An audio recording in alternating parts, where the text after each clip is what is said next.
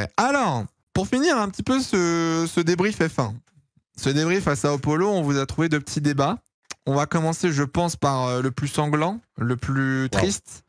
Juliette m'a demandé de mettre un warning, un trigger warning avant ce débat. Donc, c'est un débat qui peut peut-être porter à la dépression. Si vous avez besoin d'aide, n'hésitez pas à en parler. Ne buvez pas de la javel. Fermez vos fenêtres, s'il vous plaît. Prenez le temps, on va prendre 2 minutes. Fermez vos fenêtres afin qu'on n'ait pas de problème et que personne n'ait l'idée de sauter. Parce qu'on va parler de Charles Leclerc.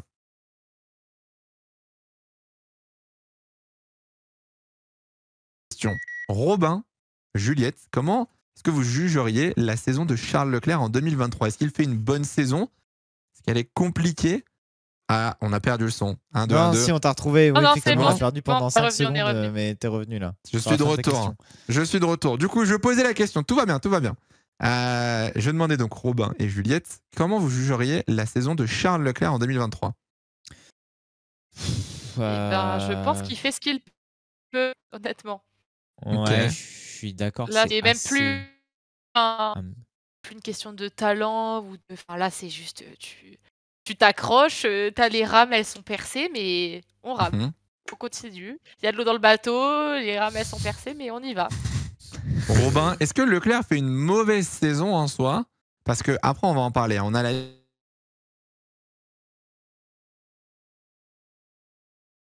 Vous m'entendez là? Oui, on t'entend, mais ça bug. Alors, terrifiant. on a une solution de secours, mais ça risque d'être un peu même chiant le chat, pour il Juliette. veut pas entendre. Même le chat ne veut pas entendre parler de ça. On fait une petite pause technique. Voilà, tu veux qu'on switch sur TeamSpeak peut-être? La prod peut-être, ou est-ce qu'on reste ici parce que... Pour l'instant, ça a l'air de fonctionner. On va rester là-dessus au cas où, mais pour l'instant, ça a l'air de marcher. On s'entend? Ok. Oui, je pense que oui. 1, 2, 1, 2. Tout le monde s'entend. J'invite juste Juliette à regarder ses DM et à regarder pour ce que je lui envoie. Et juste si elle peut, au cas où ça recrache, comme ça on a une solution de secours. Mon avis du coup, pendant que Juliette est en train de télécharger TeamSpeak au cas où. Effectivement, je sais pas quoi dire. Enfin, silence sont cool. Enfin, ça me brise le cœur pour Charles Leclerc. Mais ouais, en fait, enfin, il a pas de chance quoi. Entre 2022 où les décisions de l'équipe étaient, je trouve, d'une catastrophe absolue. Cette année, la voiture, elle est pas au niveau. Dès qu'elle est un peu au niveau, bah, c'est Sainz qui en bénéficie un petit peu. Enfin, je trouve qu'il y a un. Enfin, en fait, waouh, c'est horrible de dire ça, mais j'ai l'impression qu'on a l'impression de toucher le fond et à chaque fois on creuse encore et on creuse et on creuse et on creuse. Que ce soit Leclerc ou que ce soit, c'est plus pour Ferrari que je parle en général et que du coup ça impacte Charles Leclerc. Alors je dis pas que Leclerc est exemple de tout reproche parce que il a eu un début de saison compliqué. Il l'a dit au micro de Canal, il a dit ma première partie de saison elle est trop compliquée et elle va pas. Mais la deuxième partie de saison elle est meilleure. Mais par contre j'ai pas de chance quoi. Et c'est factuel, tu vois. On va revenir un petit peu sur la saison 2023. On a la liste un petit peu de tous les grands prix de ce qui s'est passé pour Charles Leclerc en 2023. Bahreïn, DNF sur casse moteur. Arabie Saoudite part au fond de la grille pour une pénalité moteur du coup. Australie, accident, donc faute de Charles Leclerc. Bakou, pas de problème durant le week-end, double podium. Miami part à la faute tout seul en qualification. Monaco, pénalité à cause de son ingénieur. Problème en Espagne qu'il fait partir depuis les stands. Canada, on se trompe de pneu en Q2. Autriche, pénalité à cause de l'ingénieur. Silverstone, bon, la stratégie était, ma foi, bancale. Hongrie, un pit stop de 9 secondes. Spa, pas de problème, podium. Abandon aux Pays-Bas. P4 à Monza. Singapour, malheureusement, il n'était pas dans le pace, il se retrouve au fond du train. Qatar, pénalité en sprint. Mexique, pas de problème. J'ai oublié la DSQ à Austin. Petite disqualification à Austin, pas de sa faute. Et Brésil, du coup, DNS, pas de sa faute. Bon, ma foi, une saison très compliquée. En vrai, il fait des erreurs, comme tu dis, mais il y a aussi cet enchaînement de DNF, de l'ingénieur, les pénalités, patati et patata. Ça fait beaucoup quand même. C'est un enfer. Tu as l'impression que le sort s'acharne sur lui, sachant qu'il a déjà... Enfin, c'est pour le coup, Off-Track fait une très belle vidéo sur TikTok et je vous invite à aller la voir. Lettre ouverte à Charles Leclerc.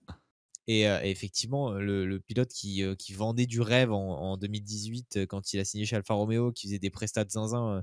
Moi, je me souviens de sa qualif au Brésil avec l'Alfa Romeo sous la pluie et il signe la Q3 avec les pneus secs. C'était en mode bon, voilà.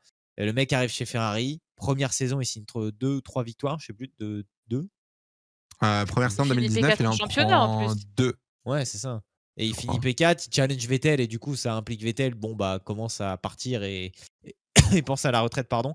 Et là, t'arrives, 2020, voiture catastrophique. 2021, voiture un peu mieux, mais toujours aussi catastrophique. Mais prend quand même des pôles avec la voiture 2021. Oui, c'est fou. Il prend des pôles, il fait des bonnes perfos. 2022, la voiture, elle est bonne en qualif, il fait toutes ses pôles.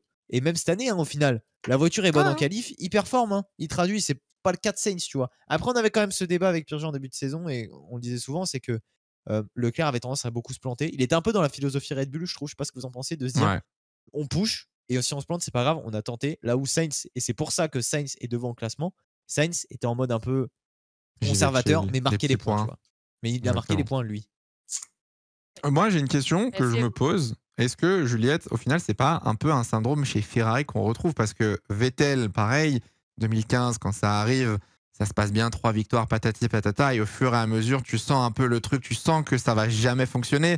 Alonso, il y a eu un peu le même scénario, on a frôlé 2 titres en 2010-2012, ça n'a jamais fonctionné. Est-ce qu'au final, Leclerc, il subit pas le même sort que Alonso et Sébastien Vettel, tu vois? Si, je trouve. Et puis en plus, enfin, j'en parlais, je crois que c'était vos premiers checks où je suis venue, c'est que par exemple, là, quand tu as une team qui est exemplaire, une Red Bull, quand tu as la philosophie de se dire on push, mais on se crash. Et ben si derrière, tu as assuré tous les grands prix, tu te crashes une fois parce que tu as trop pushé, c'est pas grave. Là, Ferrari n'est pas exemplaire, c'est même plutôt bancal sur quelques décisions, je trouve. Donc, quand tu as ton pilote qui essaye au max, dès que ça. Et en plus, il casse beaucoup, c'est pas possible. Les deux combinés, ça va pas. Et en fait, aujourd'hui, on a un Leclerc qui veut pousser au max parce qu'il faut rattraper tout ce qu'il peut pas faire derrière parce que soit son écurie a merdé, soit parce que lui a fait une erreur. Du coup, c'est un cercle vicieux. Ton écurie fait de la merde, tu fais encore plus, donc tu fais de la merde, et après, ça induit. Enfin, ça ne s'arrête jamais, en fait. Alors, Et est-ce que c'est c'est hyper pas dommage aussi... parce que c'est pas du talent. Est-ce que c'est pas inquiétant aussi pour la suite? Parce que du coup, on rappelle, Leclerc et Sainz fin de contrat en 2024. L'année prochaine, les contrats des 2 pilotes Ferrari se terminent. Il y a des rumeurs qui envoient du coup déjà Sainz chez Audi. Il y a des rumeurs, il y a des chroniqueurs qui envoient Leclerc chez Aston. On sait pas trop. Non, alors moi j'en vois personne. Moi non, je dis que Dark Leclerc, j'ai voilà. pas dit toi, j'ai dit des chroniqueurs. Ça joue coup d'envoi quoi. Mais je dis juste, est-ce que c'est pas un peu inquiétant quand même cette situation pour Leclerc dans le sens où l'amour qu'il a pour Ferrari à un moment va s'éteindre, tu vois. Et Ferrari va perdre son numéro 1. Aujourd'hui, il est toujours numéro 1, je pense, chez Ferrari. Est-ce qu'il n'y a pas le risque de perdre Leclerc avec tous ses problèmes et toutes ses erreurs? Tu perdras jamais Leclerc, Ferrari, c'est impossible. Ah ouais? Tu perdras jamais Leclerc. Ah non. Il y a un lien trop fort. Enfin, on sait, avec son papa et tout, je pense qu'il y a un lien père, beaucoup il y a trop, Jules. Il y a un lien beaucoup trop fusionnel. Donc vous voyez vraiment, alors je vais pas dire toute la carrière, mais vous voyez vraiment Leclerc continuer et pousser le rêve jusqu'au bout. En fait, pour moi, c'est le même schéma que Verstappen. C'est des pilotes hyper jeunes qui sont lancés en F1 et à qui une écurie donne tout. Donc ok, il est passé par Sauber avant, mais en vrai, il était déjà sous la coupe un peu de Vasseur. On savait que ça allait arriver. Au bout d'un an, il est chez Ferrari avec le contrat le plus long juste après Schumi. Enfin, on le savait. Et en fait, quand tu as une écurie comme ça qui donne tout à un pilote dès le début, comment tu veux que le pilote y parte finalement? Enfin, déjà, tu as cet attachement-là qui se crée parce que l'écurie a tout de nos pilotes. Et en plus de ça, Leclerc, il y a son père, il y a Jules, enfin, il y a trop de choses autour de Ferrari. Pour moi, tant qu'il n'est pas champion avec eux, jamais il part. Et s'il est champion avec eux, ça lui donnera une raison en plus de rester. Je vois que ça parle de Vasseur dans le chat en plus, mais Robin, t'as pas ce moment où genre, on te promet, t'as beau aimer l'équipe, t'as beau aimer le projet et être attaché à l'équipe, si à un moment une autre équipe te propose mieux ou que tu vois que ça n'avance pas, il y a un moment où ça décroche, non? Alors, il y a deux choses qu'il faut prendre en compte. La première, c'est aujourd'hui, Leclerc a 25, 26, non, 25, je crois, parce qu'il est né en 26, ouais, peut-être 25, 97. 26. Non, si, non, 97, t'as raison. Il a 26. Je tiens à vous rappeler que Lewis Hamilton, en 2013, c'est-à-dire avant de signer ses Mercedes, c'est 28 ans, un titre de champion du monde, un seul titre. Et en l'espace de 10 ans, il en a raflé 6. On est d'accord qu'on est sur de l'ordre de l'extraordinaire, mais les carrières, elles commencent très tôt aujourd'hui, mais du coup, elles finissent tard aussi. Alonso, à 42 ans, il fait encore des belles performances à 42 ans. Okay. Donc, il y a encore le temps aussi pour Leclerc. Après, pour répondre à ta question sur est-ce qu'à un moment, il peut quitter Ferrari, etc., je vais reprendre l'exemple de Lewis Hamilton. McLaren lui a tout donné. Tout donné. Il a pris un titre. Ça a été bien performant. Mais les années de 2010, 2011, 2012 pour le Hamilton chez McLaren, c'est très compliqué. Et lui a réussi à faire ce choix de se dire il y a un beau projet. Je fais mon choix de carrière, désolé, parce que je pense que McLaren, ça devait être un peu quand même son écurie de cœur, Hamilton, depuis le temps qu'il est supporté, et de partir chez Mercedes. Donc toi, tu Ouais, penses mais que t'avais Leclerc, un il y a ce Loda. moment. Let's go, j'ai trouvé quelqu'un, vamos. On est 2 contre 1, on est contre Juliette, let's go. Non, Vas-y, mais Juliette. t'avais un Loda qui est venu faire du forcing à Hamilton. Là, aujourd'hui, quelle écurie? C'est pas Horner qui va aller convaincre Leclerc. Ah. Donc aujourd'hui, quelle écurie va avoir non, quelle écurie va avoir une figure comme ça qui va pouvoir aller briser la mystification que Charles fait de Ferrari aujourd'hui? C'est pas péjoratif que je dis ça, mais il y a trop d'affect aujourd'hui entre Ferrari et Charles qui va être capable d'aller briser ça. Est-ce Marco, Alonso, enfin qui tu vois même Prost chez Alpine? Non, pas du tout, non. Bah, Je sais pas. en fait, le truc, c'est que c'est compliqué. Enfin, je peux pas m'avancer là-dessus parce que j'ai pas de boule de cristal, malheureusement, mais c'est impossible de dire dans 2-3 ans, tu vois. Enfin, techniquement, la réglementation de 2026, elle peut se mettre un peu au même stade que la réglementation de 2014 en termes de moteur. Et tu peux très bien te dire que d'ici 2026, tu as un vrai constructeur qui arrive et fait moi, j'ai des preuves de se dire bah là, ça, moi, ça va marcher, je te le garantis sur facture que ça va marcher et qu'on va être l'écurie dominatrice.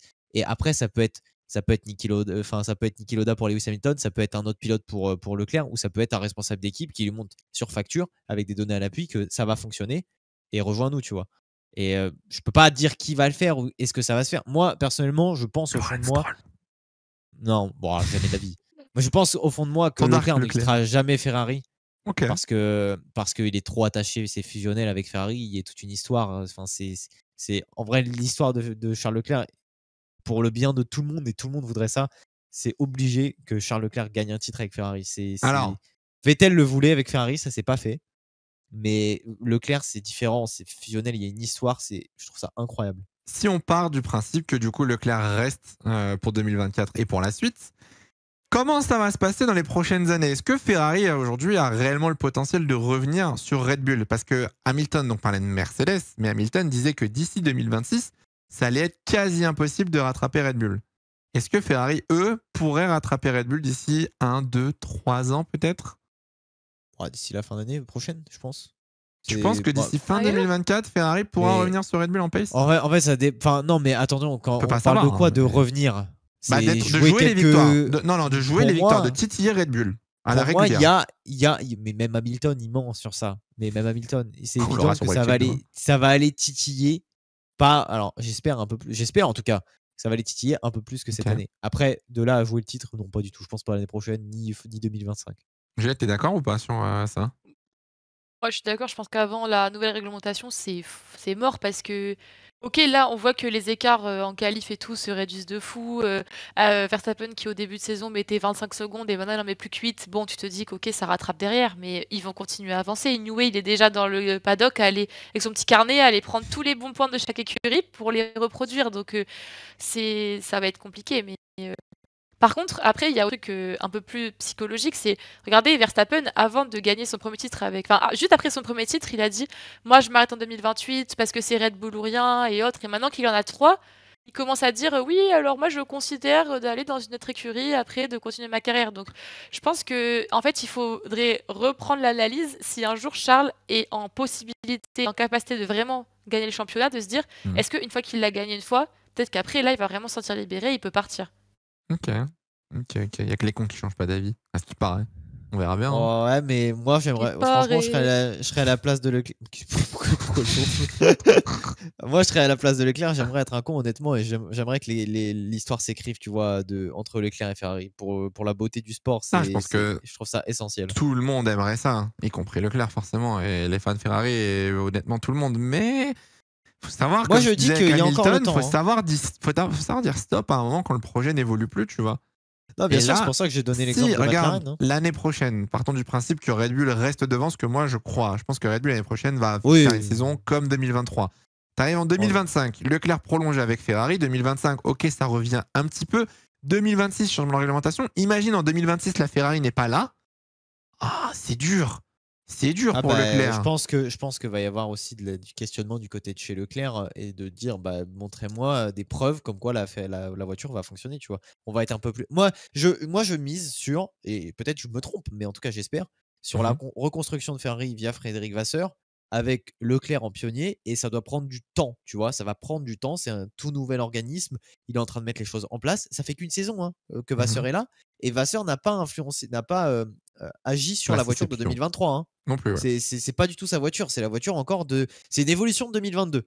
Donc elle était catastrophique en course, mais elle était bonne en qualif. On a vécu une saison bis hein, en 2023. Donc j'attends de voir 2024 parce que ce qu'il faut aussi se dire, c'est que 2023, on a suivi un peu les concepts de 2022 pour la plupart des écuries. Et qu'en 2024, du coup, tout le monde va être en mode de bon, maintenant, on a fait les cons pendant 2 ans, on a vu ce qui marchait, ce qui marchait pas. Et maintenant, on va vraiment push de se dire on va changer nos concepts. Quoi, parce qu'au final, Ferrari va changer de concept. Mercedes a changé son revenu avec des pontons, donc ils vont vraiment le faire évoluer au max. Ils ont beaucoup de travail à faire. McLaren est de plus en plus proche de Red Bull. Donc je ne partirai pas sur une saison 2023 aussi dominatrice de Red Bull, bien que je pense que Red Bull sera favorite. Pour finir, Juliette, tu penses que 2023 elle sera un peu plus serrée 2024 mais oui, 24, je pense qu'elle sera plus serrée. Enfin, en tout cas, je l'espère, mais je pense parce que là, même McLaren et tout, on voit que ça arrive. Après, attention aussi au fait que, comme tu as dit tout à l'heure, là.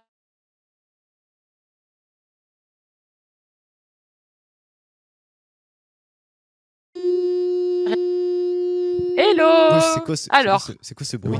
C'était moi. Ah, c'est toi qui faisais. Je croyais qu'il y avait une alarme incendie. Non, c'était pour justement récupérer le son. Let's go. On a récupéré Juliette, du coup, tu disais. Oui.